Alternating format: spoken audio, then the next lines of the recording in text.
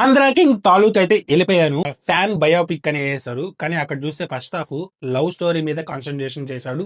ఎందుకబ్బా అనిపించింది నాకైతే. Second half starting కూడా అలాగే స్టార్ట్ చేశాడు. బట్ ఒక సీన్ నుంచి మొత్తం సినారియో మార్చేశాడు. అక్కడి నుంచి నాకు పిచ్చగా నచ్చేసింది. యాజ్ ఎ ఫ్యాన్, ఒకరి ఫ్యాన్ ఉంటాను కదా నేను కూడా, ఆ ఫ్యాన్ బయటకు వచ్చేసాడు. ఆ ప్రతి ఎలిమెంట్ కి కనెక్ట్ అవుతూ వచ్చేసాను. సెకండ్ హాఫ్ అయితే మెయిన్లీ మహేష్ బాబు పవన్ కళ్యాణ్ గారి ఫ్యాన్ అని చెప్పేశాడు ఆల్రెడీ.